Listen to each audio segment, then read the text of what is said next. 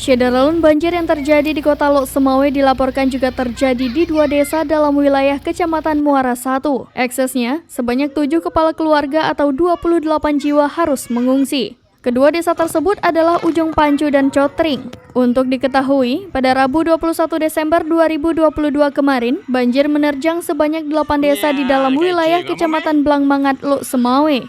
Ekses dari banjir tersebut, warga 4 kampung dari 8 kampung yang terendam banjir sempat mengungsi. Namun, pada Kamis hari ini hanya 1 kampung yang warganya masih mengungsi, yakni Kumbang Puntet. Jumlah yang mengungsi sebanyak 150 kakak yang tersebar di 3 titik pengungsian. Ketua Tagana Lok Semawe Samsul Bahri menjelaskan, sejak Rabu malam kemarin banjir juga mulai menerjang 2 desa di Kecamatan Muara 1, yakni Cotring dan Ujung Pancu.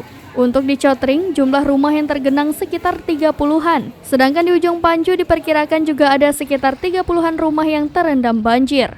Ketinggian air dalam rumah warga sekitar 30 cm. Lanjut Samsul, untuk di Ujung Pancu tidak ada warga yang mengungsi. Dari Lok Semawe, Saiful Bahri, serampinews.com.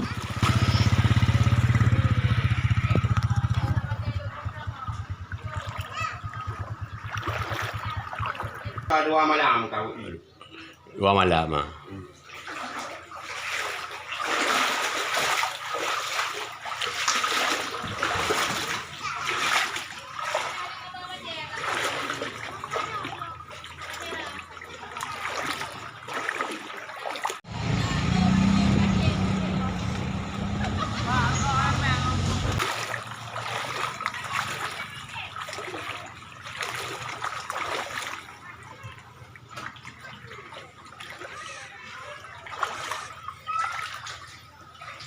Jauh ini lah.